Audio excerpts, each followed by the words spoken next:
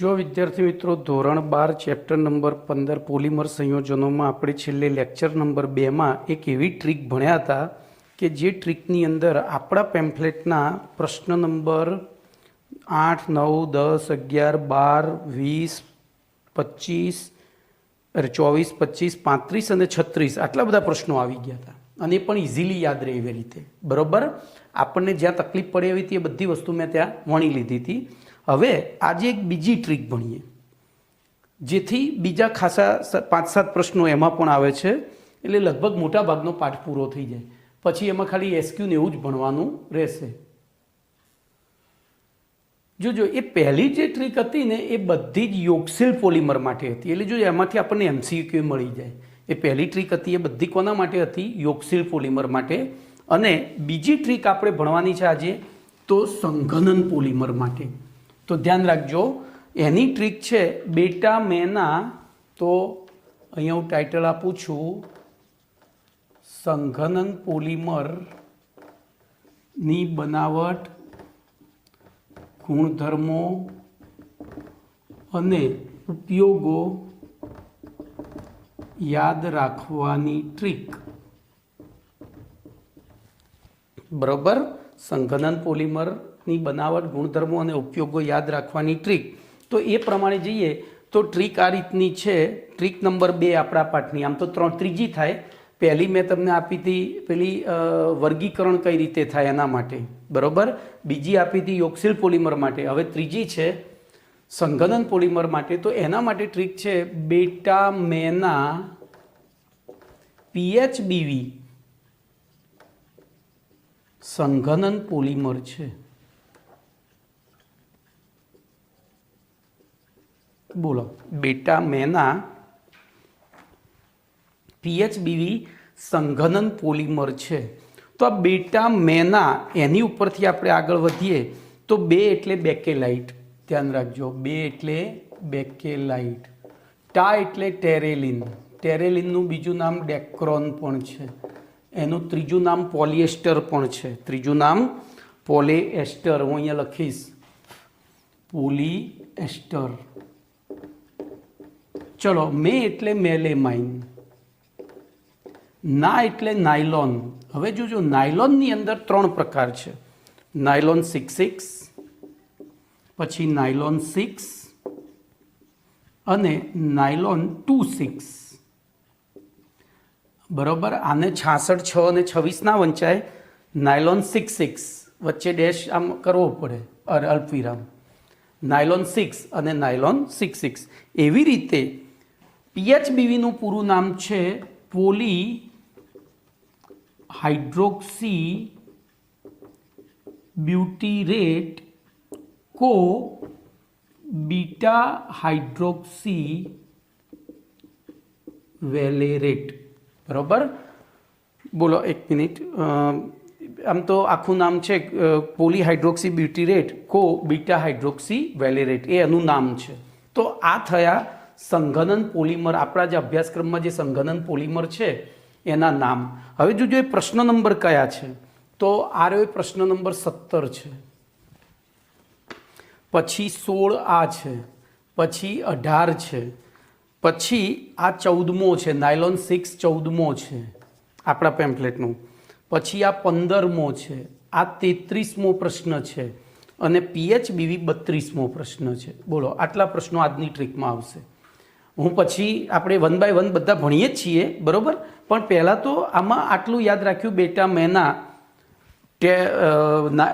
મેના PHBV સંઘનન polymer છે. એટલે કે આ બધા જ સંઘનન પોલિમર થયા. આપણે નીચે આ સંઘનન પોલિમર એટલે આ બધા. પહેલામાં આપણે એવું લખ્યું હતું યોમુએ કેકો કાપી. એમાં યો શરૂઆતનો તો યોગશીલ માટે હતો, બરોબર. હવે જોજો આની બનાવટ, તો ખાસ તો મુશ્કેલી તો આપણને બનાવટમાં જ પડે છે. તો બેકેલાઇટ એ જોજો અહીંથી શરૂ થાય છે, ફિનોલ પ્લસ ફોર્માલ્ડિહાઇડ. ફિનોલ અને ફોર્માલ્ડિહાઇડની એસિડ અથવા બેઝ ઉદ્દીપકની હાજરીમાં ગરમ કરવામાં આવે. એસિડ અથવા બેઝ ઉદ્દીપકની હાજરીમાં ગરમ કરવામાં આવે ત્યારે નોવાલેક બને. આ નોવાલેકની ફોર્માલ્ડિહાઇડ સાથે પ્રક્રિયા કરો ત્યારે બેકેલાઇટ બને છે. બોલો, આપણને આટલું જ યાદ રાખવાનું છે, પછી હમણાં 1 by 1 ભણીએ છીએ, બરોબર. ફિનોલ બેકેલાઇટ બનાવવા માટે ફિનોલ અને ફોર્માલ્ડિહાઇડની એસિડ અને બેઝ ઉદ્દીપકની હાજરીમાં ગરમ કરીએ એટલે પહેલા તબક્કે રેખીય પોલિમર નોવાલેક બને, જેની વધુ માત્રામાં ફોર્માલ્ડિહાઇડ સાથે પ્રક્રિયા કરીએ એટલે બેકેલાઇટ બને છે. એવી રીતે ટેરેલિન અથવા ડેક્રોન, તો ઇથિલિન ગ્લાયકોલ, ધ્યાન રાખજો આના નામ હું અહીંયા નીચે લખી દઉં, કૌંસવાળા નામ. ડેક્રોન બરાબર પોલીએસ્ટર, બરોબર. ચલો, આ બનાવવા માટે તો ઇથિલિન ગ્લાયકોલ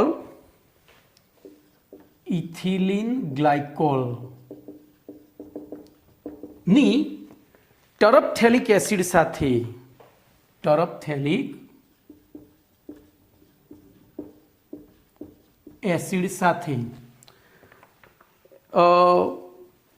એસિટિક એસિડના ઝીંક ક્ષાર એટલે કે CH3COO2Zn, બરોબર.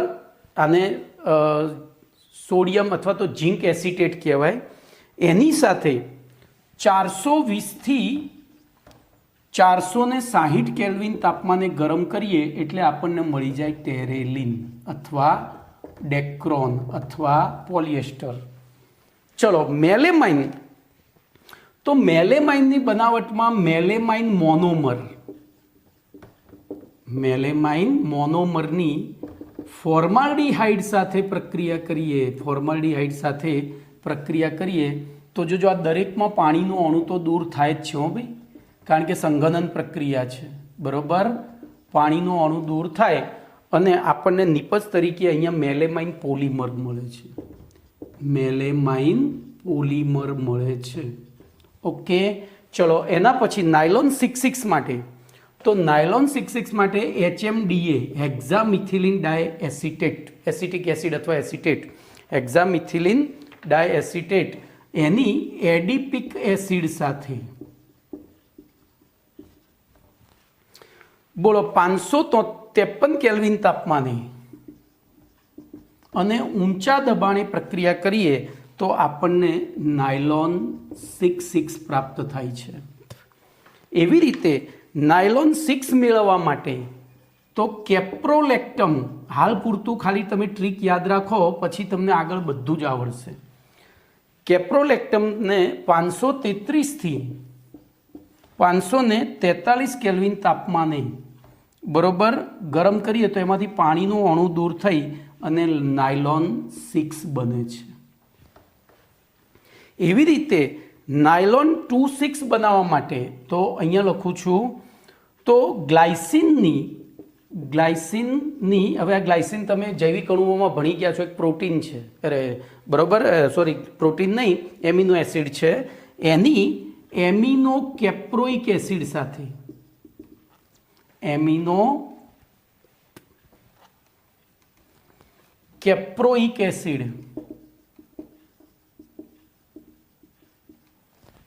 સાથે ગરમ કરીએ તો નાયલોન 2, નાયલોન 6, આમાં આ રીતે લખાય છે. મેં પેલું ભેગું ભલે લખ્યું પણ તમારે આ રીતે લખવાનું છે, નાયલોન 2, નાયલોન 6. એવી રીતે આ નિપજ બનાવવા માટે ધ્યાન રાખજો, તો બેના નામ આમાં આવી જ જાય છે. આનું પૂરું નામ પોલીહાઇડ્રોક્સી બ્યુટીરેટ કો બીટા હાઇડ્રોક્સી વેલેરેટ, એમાં બે આ કોપોલિમર છે. જોજો, આ કોપોલિમર, આ હોમોપોલિમર, આ કોપોલિમર, આ કો, તો ખાલી નાયલોન 6 જ એકલું હોમોપોલિમર છે આમાં સંઘનનમાં. ઓકે, તો આનું બીટા હાઇડ્રોક્સી બ્યુટ્રિક એસિડની બીટા હાઇડ્રોક્સી વેલેરિક એસિડ સાથે ગરમ કરીએ, પાણીનો અણુ દૂર થાય અને આપણને PHBV પ્રાપ્ત થાય છે. તો અહીંયા તમારી ટ્રીક નંબર 2 પૂરી થઈ. ભાઈ, આ ટ્રીક આવડતી હશે એટલે તમે એકદમ પાક્કા પાયે. તો હવે આપણે 1 by 1 આપણે લાઇનસર આવતા હોય તો જો અહીંયા પ્રશ્ન નંબર લખી દઉં છું. બોલો, પહેલો આવે છે પ્રશ્ન નંબર 15 આપણા પેમ્ફલેટનો, બરોબર. આપણા પેમ્ફલેટનો પહેલો જ પ્રશ્ન નંબર જોઈ લઈએ. 12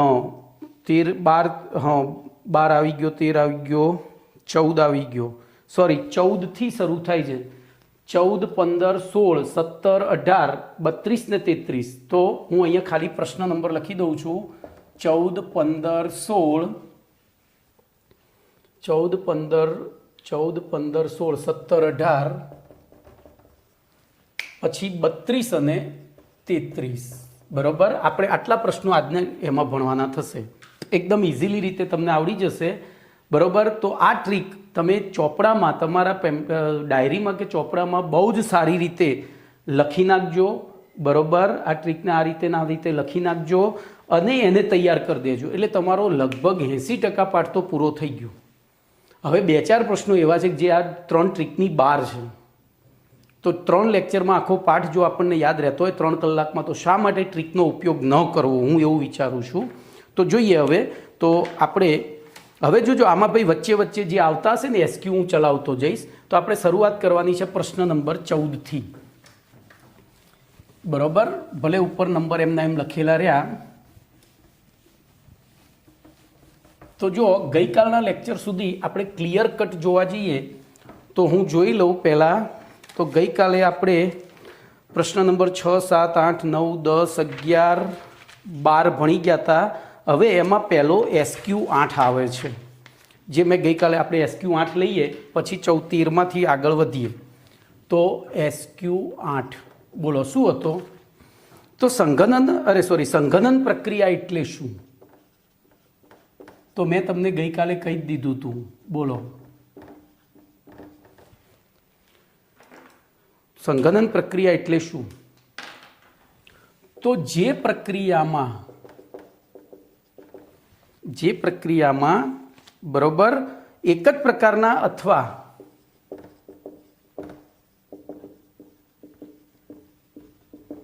જુદા જુદા પ્રકારના 2 અણુઓ વચ્ચે પ્રક્રિયા થઈ, ધ્યાનથી યાદ રાખજો, એસિડ, એમોનિયા, આલ્કોહોલ કે પાણીનો અણુ દૂર થતો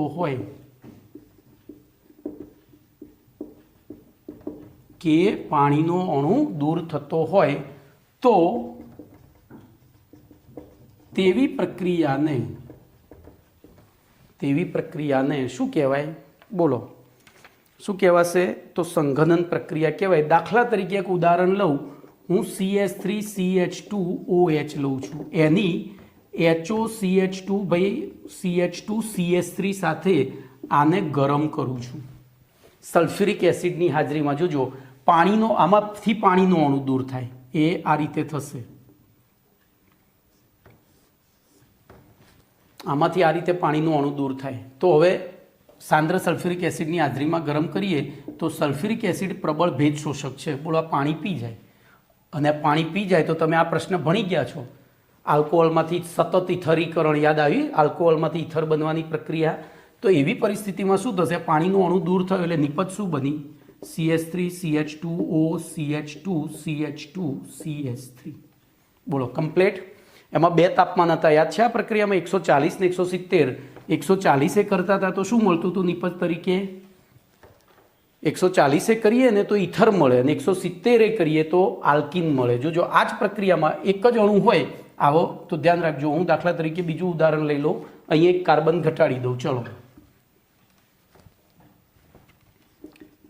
તો આપણને હવે શું મળ્યું? તો ડાઇથાઇલ ઇથર. પણ આ ક્યારે? 140°C. જો હું 170°C તાપમાન લઉં તો આમાં શું થશે? આ રીતે થશે. CH2 CH2 OH અને H એક જ અણુમાંથી પાણીનો અણુ દૂર થશે. પેલામાં 2ની વચ્ચેથી એક પાણીનો અણુ દૂર થયો હતો. તો આને સંઘનન કહેવાય, આને નિર્જલીકરણ કહેવાય. આટલો ડિફરન્ટ છે. કમ્પ્લેટ. તો બોલો સંઘનન પ્રક્રિયા એટલે શું? ખબર પડી ગઈ? તો શું લખીશું? તો સંઘનન પ્રક્રિયા એટલે એક જ પ્રકારના અથવા તો જુદા જુદા પ્રકારના 2 અણુઓ વચ્ચેની પ્રક્રિયા દ્વારા પાણી, એમોનિયા, આલ્કોહોલ અથવા હાઇડ્રોજન હેલાઇડ, એટલે હાઇડ્રોજન હેલાઇડ એટલે એસિડ થયો ને, દૂર થતો હોય. બરોબર, દૂર થઈ અનુવર્તી યોગશીલ નિપજ, આને યોગશીલ નિપજ કહેવાય. આ યોગ થઈ ગયો, બેનો સરવાળો થઈ ગયો. તો યોગશીલ નિપજ પ્રાપ્ત થતી હોય તેવી પ્રક્રિયાને સંઘનન પ્રક્રિયા કહે છે. ચલો, એના પછી તો એના પછી મને છે ને એક કામ કરવા દો, પહેલા નંબર અહીંયા લખી દઉં,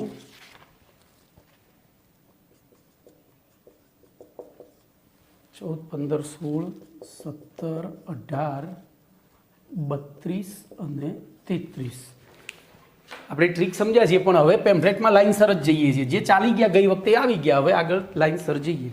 તો ચલો એના પછી પ્રશ્ન નંબર 13 છે,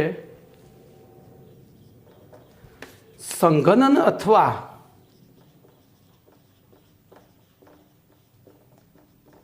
તબક્કા વૃદ્ધિ અથવા પદ વૃદ્ધિ પણ કહેવાય, અથવા પદ વૃદ્ધિ, પોલિમરાઇઝેશન,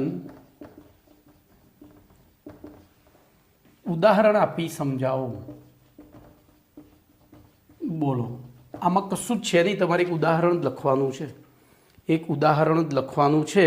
હું અહીંયા ઉદાહરણ એ રીતે લખીશ કે જેથી કરીને આમાંનો એક પ્રશ્ન આવી જાય આપણો. બરોબર? તો જોઈએ,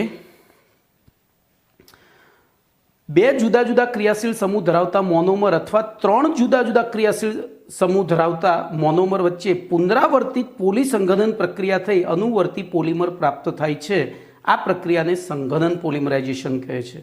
હવે આ પ્રક્રિયા જોજો, હવે હું જે વાંચું છું ને હાલ તમને નહીં ખબર પડે, હાલ તમને ખબર નહીં પડે એના માટે હું ઉદાહરણ લઉં. દાખલા તરીકે HOCH2 CH2OH, બોલો આને કહેવાય ઇથિલિન ગ્લાયકોલ. એની હું ટરફથેલિક એસિડ સાથે પ્રક્રિયા કરું, HOOC C6H5, બરોબર. હવે જોજો અહીંયા હું બેન્ઝીન ચક્ર જ દોરીશ, કારણ કે પાછું બંધારણ તો અહીંયા COOH, આને કહેવાય ટરફથેલિક એસિડ, આને કહેવાય ટરફથેલિક એસિડ.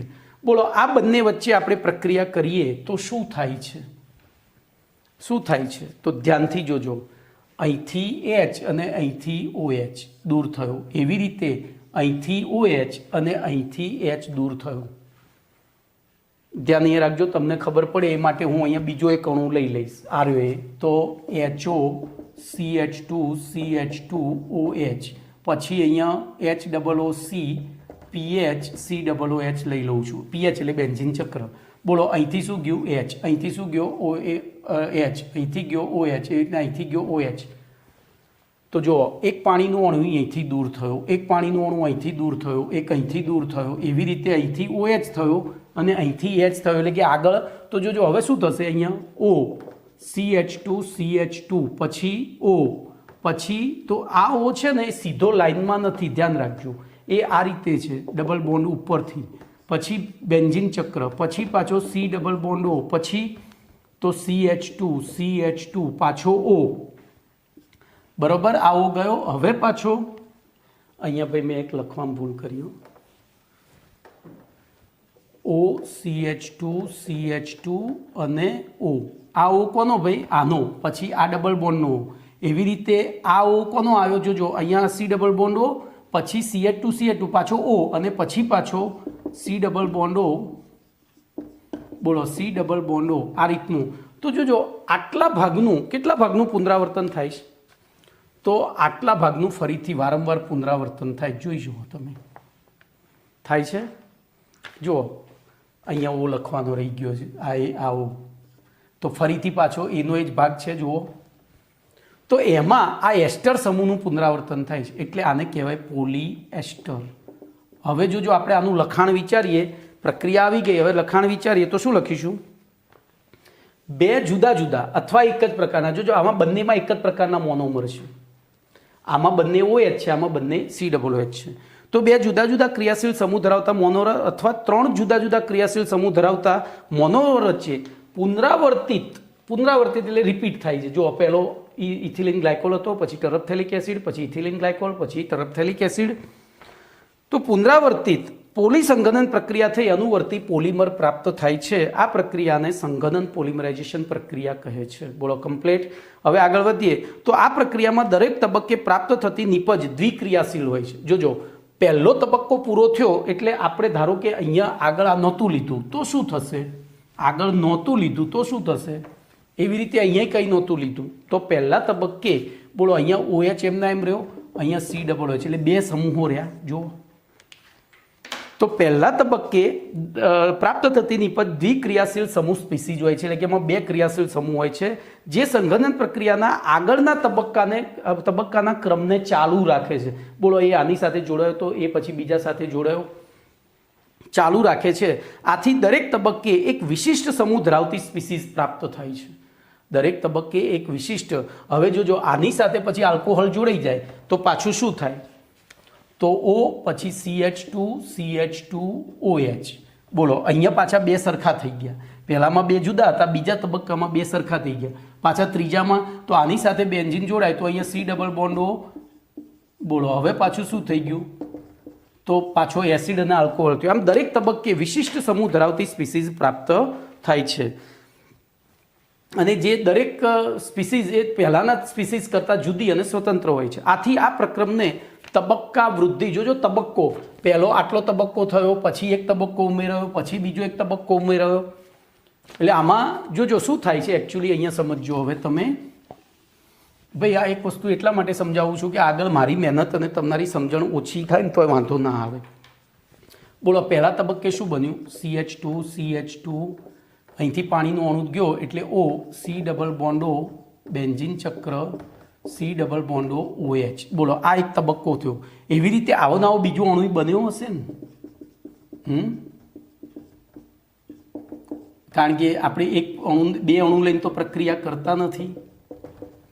તો આ એક પદ બન્યું કહેવાય. આપણે લીધા હતા એ અણુ હતા, એ અણુમાંથી એક પદ બન્યું. હવે એ પદ વચ્ચે સંઘનન થાય એટલે એનાથી મોટું પદ બને. એટલે આને એટલે કે આખા તબક્કા ઉમેરાય છે અથવા તો પદ ઉમેરાય છે એટલે આને કહેવાય છે પદ વૃદ્ધિ અથવા તબક્કા વૃદ્ધિ પોલિમરાઇઝેશન. દાખલા તરીકે હવે તો ઇથિલિન ગ્લાયકોલ અને ટરફથેલિક એસિડના મિશ્રણને ઝિંક એસિટેટ આગળ આપણી ટ્રીકમાં આવી ગયું હતું. કયો પ્રશ્ન હતો યાદ કરો? કયો પ્રશ્ન હતો? તો આ શું બન્યું? ડેક્રોન માટેનો તો બેટા મેના. હવે જો મેં થોડું આડું અવળું કરી નાખ્યું છે એટલે તો 16 નંબરનો પ્રશ્ન છે આ રહ્યો. આ 16 નંબરની પ્રશ્નમાં આ જ વસ્તુ આવશે. બોલો એક કાંકરે બે પક્ષી મરી ગયા. તો ઇથિલિન ગ્લાયકોલ અને ટરફથેલિક એસિડના મિશ્રણને ઝિંક એસિટેટ અને એન્ટીમની ટ્રાયોક્સાઇડ એના બેનું ઉદ્દીપકની હાજરીમાં 420 થી 460 કેલ્વિન તાપમાને ગરમ કરતા ટેરેલિન અથવા ડેક્રોન પ્રાપ્ત થાય છે. આ પ્રક્રિયાને સંઘનન અથવા તો તબક્કા વૃદ્ધિ પોલિમરાઇઝેશન કહે છે. પછી આ લખી નાખવાનું છે. બોલો કમ્પ્લીટ. હવે કેટલાક એસક્યુ છે. બોલો આને આપણે નામ શું આપ્યું? આને મેં એક બીજું નામ આપ્યું હતું. જુઓ તો કયા સમૂહનું પુનરાવર્તન થાય છે વારંવાર? તો એસ્ટર સમૂહનું. એટલે ટેરેલિન અથવા ડેક્રોનને આપણે દૈનિક જીવનમાં કયા નામે ઓળખીએ છીએ? પોલીએસ્ટર. તો જોજો હવે મેં તમને આ કેમ સમજાવ્યું? આગળનો પ્રશ્ન. બોલો પોલીએમાઇડ એટલે શું? તો પોલીએસ્ટર એટલે જેમાં એસ્ટર સમૂહનું વારંવાર પુનરાવર્તન થતું હોય, બરોબર, એના પોલીએમાઇડ એટલે. તો અનેક એમાઇડ સમૂહ ધરાવતી શૃંખલાઓ ધરાવતા પોલિમરને શું કહેવાય? જેમ અનેક એસ્ટર સમૂહ ધરાવતી શૃંખલાઓના પોલિમરને કહેવાય પોલીએસ્ટર. એમ અહીંયા આ C ડબલ હોય છે એની જગ્યાએ CONH હોત તો CONH2 હોત તો પતી ગયું, તો એને કહેવાય પોલીએમાઇડ. બોલો પોલીએમાઇડનું બીજું નામ શું છે? તો નાયલોન. પોલીએમાઇડનું બીજું નામ યાદ રાખજો નાયલોન છે. પછી પોલીએમાઇડની પ્રાપ્તિની રીત જણાવો. બોલો આપણે પોલીએસ્ટર મેળવવા માટે શું કર્યું હતું? તો આલ્કોહોલ અને એસિડ લીધું હતું. તો પોલીએમાઇડ ધ્યાન રાખજો, પોલીએમાઇડમાં CONH છે. તો હું એક બાજુ C ડબલ બોન્ડ OH લઉં, બીજી બાજુ NH2 લઉં. જો H અલગ દર્શાવું છું, અહીંયા R. તો બોલો અહીંયા સંઘનન થાય, પાણીનો અણુ દૂર થાય અને શું બની જાય? તો C ડબલ બોન્ડ NH, આ બાજુ R, આ બાજુ R. હવે એ આગળ પાછું પુનરાવર્તિત થતું જાય તો આ થયો એમાઇડ સમૂહ અને આને કહેવાય પોલીએમાઇડ. તો બોલો પોલીએમાઇડની પ્રાપ્તિની સામાન્ય રીત જણાવો. તો સામાન્ય રીતમાં એક કાર્બોક્સિલિક એસિડ અને એક પ્રાથમિક અથવા દ્વિતીયક એમાઇન. તો જે એમિનો એસિડ સંયોજન, હવે જોજો તો ડાયએમાઇન સંયોજનોની, હવે જેમ અહીંયા ડાય આલ્કોહોલ લીધા હતા એમ ડાયએમાઇન લેવા પડે. આપણે બે બાજુ NH2 જોડાયો, બરોબર. ડાયએમાઇન સંયોજનોની ડાયકાર્બોક્સિલિક એસિડ, આ ડાયકાર્બોક્સિલિક એસિડ હતો. જો ડાય આલ્કોહોલની ડાયકાર્બોક્સિલિક સાથે પ્રક્રિયા કરીએ ત્યારે એસ્ટર મળે. એમ ડાયએમાઇન અહીંયા બે NH2 હોય અને અહીંયા બે C ડબલ OH, તો આ એસ્ટરની જગ્યાએ કયો સમૂહ બને અહીંયા? તો ડાયએમાઇન અને ડાય કાર્બોક્સિલિક એસિડ સાથે અથવા તો એમિનો એસિડ અને લેક્ટમ સાથે પ્રક્રિયા કરતા અનુવર્તી સંઘનન પ્રક્રિયા કરતા અનુવર્તી એમાઇડ પોલીએમાઇડ પ્રાપ્ત થાય છે. લેક્ટમ શું છે? જો આપણે ઉપર આવી લેક્ટમ, તો દ્વિતીયક એમાઇડ સમૂહ ધરાવતા ચક્રીય સંયોજનોને લેક્ટમ કહે છે. ધ્યાન રાખજો, દ્વિતીયક એમાઇન સમૂહ ધરાવતા ચક્રીય સંયોજનોને. તો એ ચક્રીય સંયોજનોમાં આ રીતનું એક કેપ્રોલેક્ટમ આપણા અભ્યાસક્રમમાં છે, બરોબર. એક કેપ્રોલેક્ટમ, અહીંયા CO અને NH. બોલો, આ દ્વિતીયક અને ચક્રીય થયું, તો આ કેપ્રોલેક્ટમ થયું. એ આગળ ભણવામાં આવે જ છે, બરોબર. કેપ્રોલેક્ટમ આપણું ભણવામાં ભાઈ અહીંયા છે ને આ રીતનું જ રાખજો, સીધું જોઈન્ટ થાય છે. ઓકે, ચલો એના પછી કેવા એમિનો એસિડ લેક્ટમ બનાવી શકે? તો જે એમિનો એસિડમાં બે છેડા ઉપર, એક છેડા ઉપર NH2 અને બીજા છેડા ઉપર COOH એવા એકબીજા સાથે જોડાય, બરોબર, લેક્ટમ બનાવી શકે છે. તો કાર્બન શૃંખલાના એક છેડે કાર્બોક્સિલિક એસિડ અને બીજા છેડે એમાઇન સમૂહ આવેલો હોય તેવા, તો ધ્યાન અહીંયા રાખજો, અહીંયા હું તમને સમજાવી જ દઉં. દાખલા તરીકે અહીંયા HOOC છે, પછી વચ્ચે 5 કાર્બન છે અને પછી પાછું NH2 છે. તો અહીંથી OH આ H ને લઈને જતો રહે, તો શું થાય? તો 5 કાર્બનનું ચક્ર થાય પહેલું તો, અને એમાં પછી CO સાથે NH જોડાય. તો આ થઈ ગયું લેક્ટમ, કેપ્રોલેક્ટમ. આને કેમ કેપ્રોલેક્ટમ કીધું? તો 5 કાર્બન વાળું હોય એને કેપ્રિક એસિડ કહેવાય. યાદ આવતું હતું ને? અરે 6 કાર્બન વાળું થયું ને ટોટલ, 1 2 3 4 5 અને 6 કાર્બન વાળું કેપ્રિક એસિડ, અને 5 કાર્બન વાળું વેલેરિક એસિડ હતું, એને વેલોરેલેક્ટમ કહેવાય. જો અહીંયા એક આ કાઢી નાખો તો એને વેલેરોલેક્ટમ કહેવાય. શું કહેવાય? કેપ્રોલેક્ટમની જગ્યાએ વેલેરોલેક્ટમ. અને એવી પરિસ્થિતિમાં સીધું જોડાઈ જાય. તો તમને MCQમાં પૂછાય વેલેરોલેક્ટમનું બંધારણ દોરો, આવડી જાય કમ્પ્લીટ. જો થઈ ગયા 5 કાર્બન, 1 2 3 4 અને 5, છઠ્ઠો તો NH સમૂહ છે, તો એને વેલેરોલેક્ટમ કહેવાય. ચલો એના પછી નાયલોન 6,6 એટલે આપણા અભ્યાસક્રમનો 14મો પ્રશ્ન. બોલો, ટ્રીક શું હતી? યાદ છે? ટ્રીક યાદ કરી? તો યાદ ના કરો ને તો આ પ્રશ્ન ના આવડે. ચલો હું એ વાક્ય જ લખીશ, આપણે પ્રશ્ન લખીએ અને પછી વાક્ય લખીને આગળ વધીએ. તો પ્રશ્ન નંબર 14, નાયલોન 6,6ની બનાવટ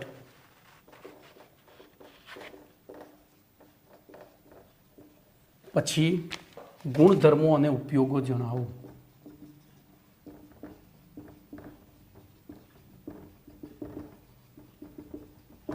બોલો, તમારી ટ્રીક હતી બેટા મેના.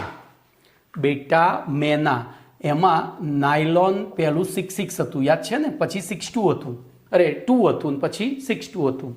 તો નાયલોન 6,6 એમાંથી બનતું હતું યાદ કરો? તો HMDA અને એડિપિક એસિડ.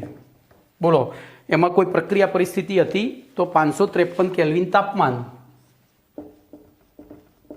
અને ઊંચું દબાણ, પતી ગયું. અહીંયા આપણને નાયલોન, તો આટલું જ યાદ રાખો, તમને આવડી જશે. તો હવે હું પ્રક્રિયા લખું છું પહેલી. બોલો, HMDA હેક્ઝામિથિલિન ડાયમાઇન એટલે CH2 CH2 CH2 CH2 CH2 CH2, 6 methyl સમૂહ થયા.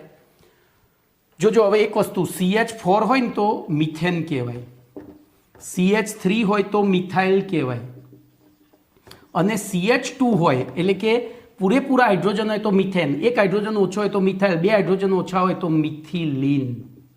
તો બોલો 1 2 3 4 5 6 મિથિલિન, 6 માટે પાછું હેક્ઝા લખાય. હવે એની સાથે ડાયમાઇન, એનો મતલબ કે 2 છેડે NH2 જોડાયેલો છે. બોલો, આ થઈ ગયું HMDA, હેક્ઝા મિથિલિન ડાયમાઇન. શું થઈ ગયું? આ હેક્ઝા મિથિલિન ડાયમાઇન. ચલો એડિપિક એસિડ, તો એના માટે હું તમને એક ટ્રીક આપીશ ભાઈ, એક ટ્રીક આપીશ. એ તમારે હમણાં આના પછી આપું છું. અહીંયા શબ્દ તો લખી તો દઉં ટ્રીક. તો ટ્રીક લખું છું, ઓ માય સ્વીટ ગુડ અર્પિતા. ભાઈ અહીંયા અર્પિતા સાથે ખાલી પ્રાસ બેસે છે એટલે કોઈ છોકરીનું નામ નથી. ઓ માય સ્વીટ ગુડ અર્પિતા આજે પીશું સબ એસિડ. બરોબર, આવી ટ્રીક હતી મારી જિંદગીમાં બનાવેલી સૌથી પહેલી ટ્રીક. આ હું જ્યારે ભણતો હતો, બીએસસી કરતો હતો ત્યારે બનાવેલી આ સૌથી પહેલી ટ્રીક છે. બરોબર, ઓ માય સ્વીટ ગુડ અર્પિતા આજે પીશું સબ એસિડ. એમાં ઓ એટલે oxalic acid, oxalic acid. My એટલે મેલોનિક એસિડ, સ્વીટ એટલે સક્સિનિક એસિડ, ગુડ એટલે ગ્લુટારિક એસિડ, પછી એડિપિક એસિડ, પછી એઝેલિક એસિડ, પછી પિમેલિક એસિડ, પછી સુબેરિક એસિડ અને છેલ્લું સેબેસિક એસિડ. સબ એટલે સેબેસિક એસિડ. હવે ધ્યાન રાખજો, હું અહીંયા બતાવી દઉં છું. સેબેસિક એસિડ અહીંયા આ કાઢી નાખું છું કારણ કે આપણે આગળ લખ્યું છે ટ્રીકમાં. તો oh my good sweet Arpita આજે પીશું સબ એસિડ, એના પ્રમાણે જોવા જઈએ તો ઓ એટલે ઓક્ઝેલિક એસિડ, મા એટલે મેલોનિક એસિડ, સ્વીટ એટલે સક્સિનિક એસિડ, ગ્લુટ એટલે ગ્લુટારિક એસિડ, અર્પિતા એટલે એડિપિક. અર્પિતા એડિપિક એમ બે પ્રાસ બેસે છે, બીજું કોઈ નામ પ્રાસ બેસતું નહોતું. એઝેલિક, પી એટલે પિમેલિક, શુ એટલે સુબેરિક ને સબ એટલે સેબેસિક. તો જો બે COOH સીધે સીધા જોડાયેલા હોય ને તો એને ઓક્ઝેલિક એસિડ કહેવાય. બે COOH સમૂહ સીધે સીધા જોડાયેલા હોય એવી રીતે એની વચ્ચે એક કાર્બન હોય તો એને મેલોનિક એસિડ કહેવાય. એવી રીતે પછી બે કાર્બનની શૃંખલા હોય તો એને શું કહેવાય? સક્સિનિક એસિડ. એવી રીતે ત્રણ કાર્બનની શૃંખલા હોય વચ્ચે બે COOH વચ્ચે તો એને ગ્લુટારિક એસિડ. પછી ચાર કાર્બન હોય, હવે હું આટલું જ લખીશ, તો એડિપિક એસિડ. પછી 5 હોય તો એઝેલિક એસિડ, 6 હોય તો પિમેલિક એસિડ, 7 હોય તો સુબેરિક એસિડ અને 8 હોય તો સેબેસિક એસિડ. બે બાજુ COOH તો એમને એમ લખી જ દેવાના, આ તો લખી જ નાખવાના. 1994માં બનાવેલી આ ટ્રીક છે ભાઈ, મારી જિંદગીની સૌથી પહેલી ટ્રીક. મારા જૂના વિદ્યાર્થીઓનો તો ખ્યાલ જ છે, પણ મારી મજબૂરી છે કે આ સૌથી પહેલી બનાવેલી ટ્રીક મારે છેલ્લા પાઠમાં ભણાવવી પડે છે. ઓકે, તો oh my sweet good Arpita એ પ્રમાણે બોલો આપણે એડિપિક એસિડ એટલે તો અહીંયા સીધું જ અહીંયાથી આ રીતે લઈ લઉં HOOC CH2 બોલો કેટલી વાર? તો 4 વાર COOH. હવે શું થશે? તો એમને 553 કેલ્વિન તાપમાને ઊંચા દબાણે ગરમ કરીએ તો જોજો અહીંથી H અને અહીંથી OH, એવી રીતે અહીંથી OH અને આવો બીજો અણુ હોય ત્યાંથી પાછો, તો અહીંયા H2N લખીશ H. તો વારંવાર કેટલા ભાગનું પુનરાવર્તન થશે? તો જોજો અહીંયા NH વધ્યો, આમ લખીને NH કરું, પછી આ બધા જ ભેગા લખી દઉં 6, 1 2 3 4 5 6, પછી પાછો NH, પછી C ડબલ બોન્ડ O આવ્યો, પછી પાછો CH2 4 વખત અને પછી પાછો C ડબલ બોન્ડ O, આમથી એ બોલો આટલા ભાગનું પુનરાવર્તન થશે. તો આને કહેવાય નાયલોન 6. નાયલોન 6 એટલે કે નાયલોન 6. કેમ ભાઈ? એને તો બંને મોનોમરમાં 6 કાર્બન છે, જોઈ લો. બોલો બનાવટ આવડી ગઈ. નાયલોન 6ની બનાવટ, ગુણધર્મો અને ઉપયોગો. ભાઈ આ ટ્રીક યાદ રાખજો, આમાંથી MCQ પૂછાય છે. ઓ માય સ્વીટ ગુડ અર્પિતા આજે પીશું સબ એસિડ. ચલો ગુણધર્મો, તો નાયલોન શબ્દ ઉપરથી જ ખબર પડી જાય. નાયલોન કાપડની બનાવટમાં માછલી પકડવાની રેસા એટલે કે જળ પ્રતિરોધી છે, એની ઉપર પાણીની બહુ, તો ગુણધર્મો તમારે ગોખવા પડશે. તો નાયલોન 6માં જોજો અહીંયા H પણ છે, નાઇટ્રોજન સાથે જોડાયેલો હાઇડ્રોજન પણ છે અને વધુ વિદ્યુતઋણ ઓક્સિજન પણ છે. એટલે એમના રેખીય પોલિમરમાં આંતરાણુય H બંધ રચાય છે. આથી નાયલોન ઊંચું તનન સામર્થ્ય, એની તણાવ ક્ષમતા ખૂબ જ ઊંચી હોય છે અને એનું બંધારણ સમૃદ્ધ સંકુલનમાં પરિણમે છે. સમૃદ્ધ સંકુલન એટલે જટિલ બને છે. આથી નાયલોન 6માં સ્ફટિકમયતાનો ગુણધર્મ દાખલ થાય છે. આ યાદ રાખજો, નાયલોન 6 એ સ્ફટિકમયતાનો ગુણધર્મ ધરાવે છે. બોલો એનો ઉપયોગ શેમાં આવે? તો KPD કાપડ. KPD કાપડ તો ખરું જ, એ તો મેં પહેલાં જ બોલ્યો હતો, પણ આપણે ડિટેલમાં લખીએ તો સૌથી પહેલું કાપડ ઉદ્યોગમાં કાપડ તો ખરું જ, પણ KPD લખ્યું એટલે પછી P ફોર પતરા બનાવવા માટે. આપણા ઘરે જે શેડ નાખીએ છીએ ને એ શેડમાં જોજો અંદર નાયલોનની જાળી હોય છે, ફાઈબરનો શેડ નાખીએ ને તો એમાં નાયલોનની જાળી હોય છે. તો પતરા બનાવવા માટે અને બ્રશના દાંતા એ પણ નાયલોન બ્રિસલ્સ હોય. ઓકે, તો બોલો પ્રશ્ન નંબર 14 પૂરો થઈ ગયો. પ્રશ્ન નંબર 14 પૂરો. હવે વાત કરીશું પ્રશ્ન નંબર 15ની.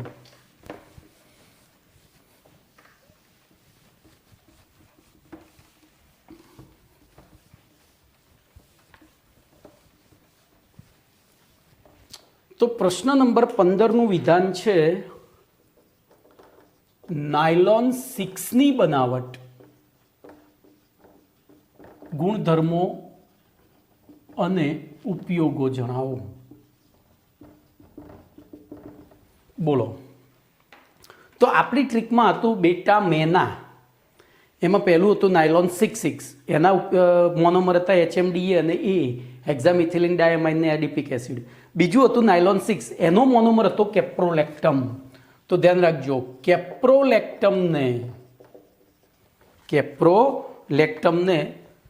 ટ્રીકમાં આપણે લખ્યું હતું 353 થી 543 કેલ્વિન તાપમાને, 533 થી, સોરી ભાઈ, મારે 533 કેલ્વિનથી 543 કેલ્વિન તાપમાને ગરમ કરીએ એટલે પાણીનો અણુ દૂર થાય.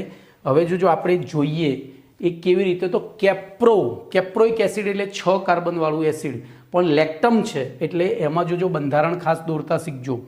બંધારણ તમારે આ રીતે દોરવાનું છે.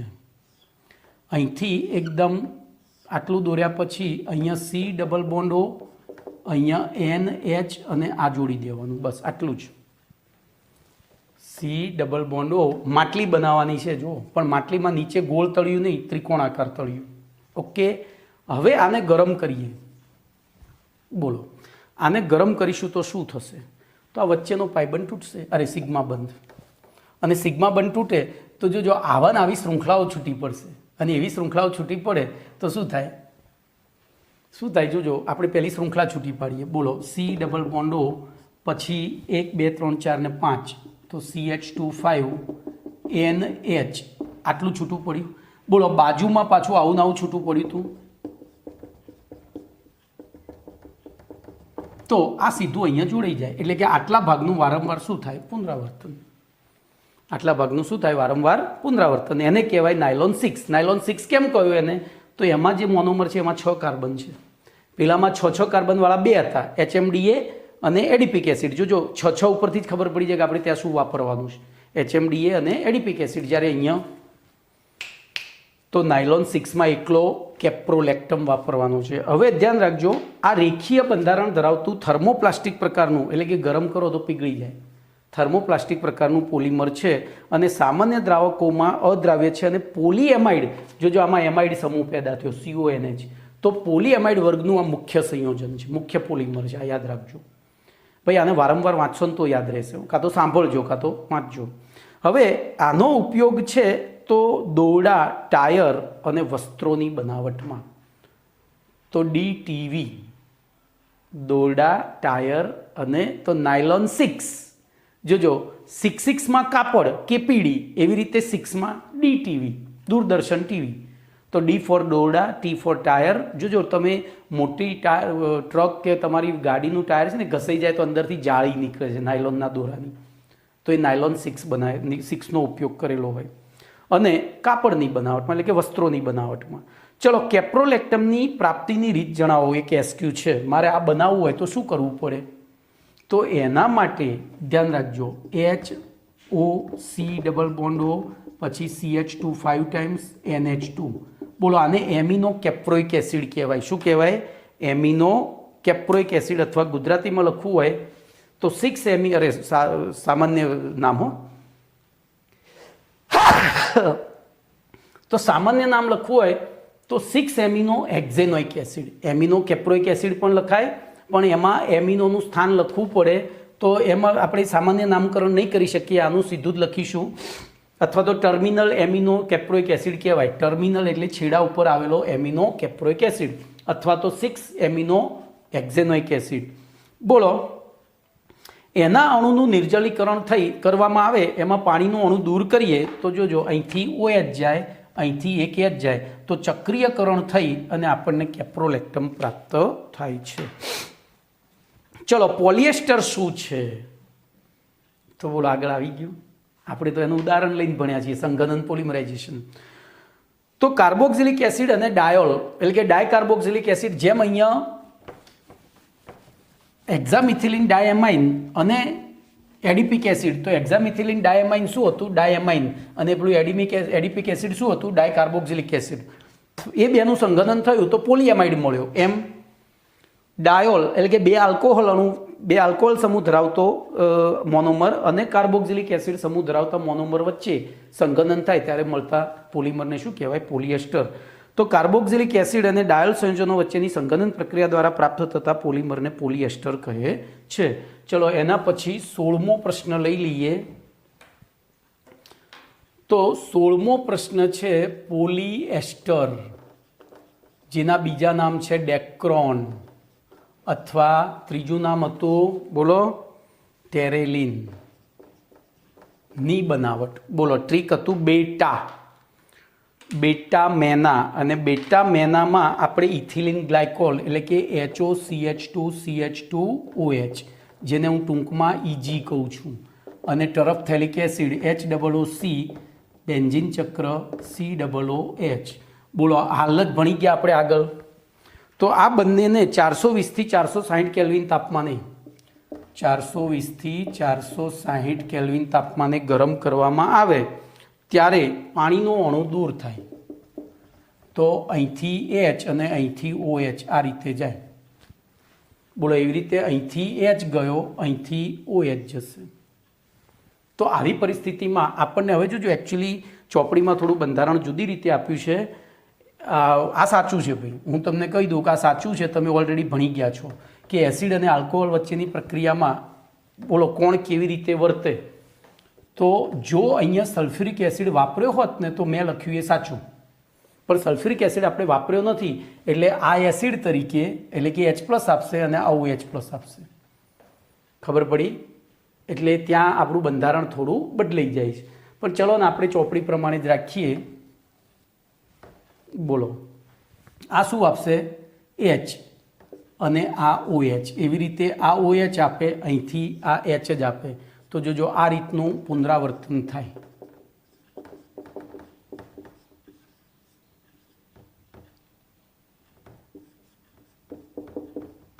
બરોબર, આટલા ભાગનું વારંવાર પુનરાવર્તન થાય. આગળ આવી ગઈ હતી આ જ પ્રક્રિયા. સંઘનન પોલિમરાઇઝેશન ઉદાહરણ આપી સમજાવો એવો પ્રશ્ન હતો, એમાં આપણે ઓલરેડી આ વસ્તુ ભણી ગયા છીએ. પ્રશ્ન નંબર હતો આપણો 13. બરોબર. ચલો તો બનાવટ પતી ગઈ. આને ટેરેલિન અથવા ડેક્રોન કહેવાય. હવે એના ગુણધર્મો, તો એ પણ રેસામય. જો આ બધા રેસામય બંધારણ ધરાવે છે, કારણ કે બધા કાપડ બનાવવામાં ઉપયોગી છે. રેસામય બંધારણ ધરાવે છે અને તે કરચલી પ્રતિકારક છે, એને કરચલી પડતી નથી. તમે જોજો તો આ છોકરીઓને તમારો પોલિસ્ટરનો દુપટ્ટો હોય ને ગમે તેમ નીચો સૂકવાનો એટલે સીધે સીધો હોય, પણ કોટનનો દુપટ્ટો હોય તો નાખી દેવાની ઈચ્છા થાય એવો થઈ જાય. તો એને કરચલી પડતી નથી. અને આથી એનો ઉપયોગ, ડેક્રોનનો ઉપયોગ સુતરાઉ અથવા ઊનના રેસાઓ સાથે મિશ્ર કરી ટકાઉ કાપડની બનાવટમાં અને કાચ પ્રબલક તો રેન્ફોર્સિંગ બરોબર દ્રવ્ય તરીકે હેલ્મેટ અને અન્ય સલામતીના સાધનોમાં કાચને મજબૂત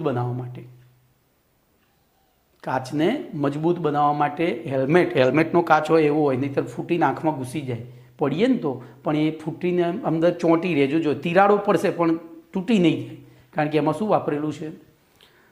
તો અન્ય સલામતીના સાધનોમાં એ વપરાય છે. ચલો એના પછી સમય જોઈને આગળ વધીએ. ચલો એક પ્રશ્ન ચાલશે. તો 17મો પ્રશ્ન આપણે ચાલીશું બેકેલાઇટ. બોલો બેકેલાઇટ તો બેટા મેના. બોલો બેકેલાઇટની બનાવટ. પ્રશ્ન નંબર 17. તો બેકેલાઇટમાં ફિનોલની, ધ્યાન અહીંયા રાખજો, આ ફિનોલ એની ફિનોલની ફોર્માલ્ડિહાઇડ સાથે સંઘનન પ્રક્રિયા કરવામાં આવે. આ ફોર્માલ્ડિહાઇડ. તો ફિનોલની ફોર્માલ્ડિહાઇડ સાથે એસિડ અથવા બેઝની હાજરીમાં, યાદ આવે છે ને, ગરમ કરવામાં આવે તો અહીંથી પાણીનું અણુ દૂર થાય, એવી રીતે અહીંથી પાણીનું અણુ દૂર થાય. તો ધ્યાન રાખજો, અહીંયા બે વસ્તુ થાય છે પાછી, એકલી આ નથી થતી.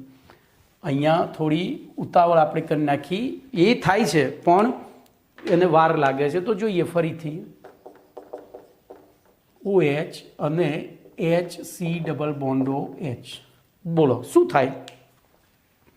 તો અહીંયા જોડાયેલો H, કારણ કે ફિનોલમાં ઓર્થો પેરા સ્થાન વધુ સક્રિય હોય, તો ઓર્થો સ્થાનનો H આ પાઇબંધ તોડીને અહીંયા જતો રહે. એટલે બોલો પહેલી નિપજ શું મળી? તો ઉપર OH એમના એમ રહ્યો, આ સીધો અહીંયા જોડાયો, તો શું બન્યું? CH2OH. શું બન્યું? CH2OH બન્યું પહેલા તબક્કે. હવે આવા બે અણુઓનું સંમિશ્રણ થાય. જોજો આવા, તો OH આવી રીતે. બોલો બીજું કયા સ્થાનમાં થશે? તો મેં તમને કહ્યું તો આવું ને આવું પેરા સ્થાનમાં થાય ને. આ પેરા સ્થાનનો હાઇડ્રોજન HCOOH સાથે જોડાય, બરોબર. અને ફરીથી પાછું આ ત્રીજા સ્થાને થાય, તો આપણને ત્રીજી નિપજ અહીંયા નાનું દોરું છું, OH CH2OH CH2OH અને HOH2C, આમ ત્રણનું મિશ્રણ મળે. હવે આ મિશ્રણમાંથી ઓર્થો હાઇડ્રોક્સી મિથાઇલ ફિનોલ, આને કહેવાય ortho hydroxy methyl phenol. Ortho hydroxy methyl phenol. બોલો એનું પેરા સ્થાનમાં સંઘનન થાય. એના કયા સ્થાનમાં સંઘનન થાય? ઓર્થો હાઇડ્રોક્સી મિથાઇલ ફિનોલના ઓર્થો સ્થાનમાં. તો એનું ઓર્થો સ્થાન કયું થયું? આ. તો ધ્યાન રાખજો. હવે આનું જ પોલિમરાઇઝેશન થાય. તો હું અહીંયા બે આકૃતિ લખીશ. બોલો CH2OH વત્તા OH CH2OH, બરોબર, વત્તા અહીંયા H હતો જ, OH CH2OH, અહીંયા H હતો. બોલો હવે અહીંથી પાણીનો અણુ દૂર થાય તો આપણને વારંવાર આટલા ભાગનું પુનરાવર્તન જોજો. OH CH2 અને આમ અહીંથી આ શાખા, તો આટલા ભાગનું વારંવાર પુનરાવર્તન થતું હોય એવું રેખીય પોલિમર મળે. એવું રેખીય પોલિમર મળે. આને કહેવામાં આવે છે નોવાલેક. આ નોવાલેક એટલે નેરોલેક નામ આની ઉપરથી પડેલું છે. આ રંગ બનાવવામાં કામમાં આવે છે. આપણા જે અનેમલ આવે ને પ્લાસ્ટિક પેઇન્ટ ને બધું, ઓઇલ પેઇન્ટ ને પ્લાસ્ટિક પેઇન્ટ, એમાં આ ઉપયોગી છે નોવાલેક.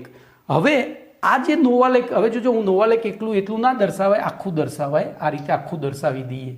બોલો અહીંથી સીધું અહીંયા જોડાઈ ગયું. ધ્યાન રાખજો વચ્ચે CH2 અને આમ જોડાયું. એવી રીતે આ CH2 આમ જોડાયું. આવા નોવાલેકના બે શૃંખલાઓ, જો બીજી શૃંખલા લઈએ આપણે, બીજી શૃંખલાને ઊંધી દોરીશું. અહીંયા OH CH2 પછી અહીંયા OH, બરોબર, અહીંયા CH2.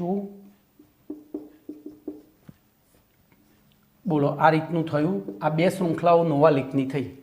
એને વધુ માત્રામાં ફોર્માલ્ડીહાઇડ લઈ અને પછી ફરીથી ગરમ કરવામાં આવે તો એ ફોર્માલ્ડીહાઇડ, ધ્યાન અહીંયા રાખજો, અહીંયા C double bond O H હતું.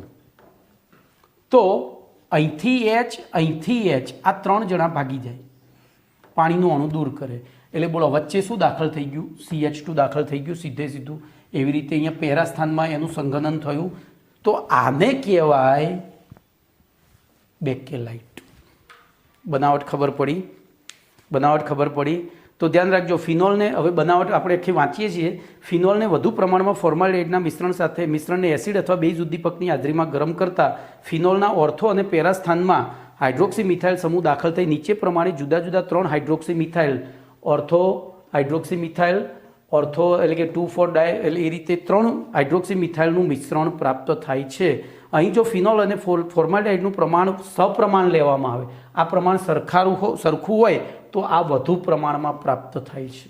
આપણે આને જરૂર નથી, આ વધુ પ્રમાણમાં પ્રાપ્ત થાય છે. તો ત્યારબાદ આ ortho hydroxy methyl phenol, ortho hydroxy methyl ફિનોલના ઓર્થો સ્થાનમાં, એના ફરીથી ઓર્થો સ્થાનમાં જ ફોર્માલ્ડિહાઇડનું સંઘનન થાય ત્યારે આપણને રેખીય પોલિમર, આટલેથી આટલું આર્યું લખ્યું એ, આ ઉપરનું અને આ નીચેનું, એ નોવાલેક પ્રાપ્ત થાય છે, બરોબર. અને નોવાલેકને ફરીથી ફોર્માલ્ડિહાઇડ સાથે ગરમ કરવામાં આવે ત્યારે આપણને ત્રિપરિમાણીય જાળીદાર બંધારણ ધરાવતું શું પ્રાપ્ત થાય છે? પીગળે નહીં, સરળતાથી પીગળે નહીં તેવું બેકેલાઇટ પ્રાપ્ત થાય છે. તો અહીંયા પછી શું કરવાનું? અહીંયા તમારે હું આ ભૂસીને અહીંયા સીધો CH2 લખી દઉં. બોલો, અહીંથી આ બનતો બનેલા જ હશે. અહીંયા એક બાજુ CH2 બતાવવાનું અને એક બાજુ નહીં બતાવવાનું, આ રીતે. તો આટલા ભાગને શું કહેવાય? આ થયું બેકેલાઇટ. આ શું થયું? બેકેલાઇટ. ઓકે, ધ્યાનથી વાંચશો તો આવડી જશે ભાઈ, અઘરું નથી. ઓકે, ચલો. બેકેલાઇટ એ થર્મોસેટિંગ પ્લાસ્ટિક પ્રકારનું છે, એટલે કે એને ગરમ કરીએ તો પીગળતું નથી, બરોબર. આથી તેને ફરીથી ઘાટ આપી શકાતો નથી, એટલે કે એક વખત જે બનાવી એ જ વસ્તુ રહે, અને એના કારણે મેં તમને કહ્યું હતું ભંગારવાળું જોજો એ વસ્તુ જુદી કાઢે, તો તે પુનઃ ઉપયોગી નથી. અને બેકેલાઇટ વિદ્યુત અને ઉષ્માનું ખૂબ જ અવાહક છે, અને એના કારણે એનો ઉપયોગ ઇલેક્ટ્રિકલ સ્વિચો બનાવવા માટે, શું બનાવવા માટે? Electrical accessory. તો એની ઉપયોગ કાંસકા, વાજાની ડિસ્ક એટલે કે સીડી, વિદ્યુતકીય સ્વિચો, વિવિધ વાસણના હેન્ડલ, આપણા કુકરનું હેન્ડલ એનું જ હોય, બેકેલાઇટનું હોય. ઇસ્ત્રીનું હેન્ડલ એ બેકેલાઇટનું હોય. અને કમ્પ્યુટરની ડિસ્ક, હાર્ડ ડિસ્ક બનાવવા પેલી ડિસ્ક હોય ને, એ બધી બેકેલાઇટમાંથી, કારણ કે એની ઉપર સરળતાથી લીસોટા પડતા નથી. તો આટલે સુધી રાખીએ છીએ, પ્રશ્ન નંબર 17 સુધી. બીજું નેક્સ્ટ ટાઈમ. ઓકે.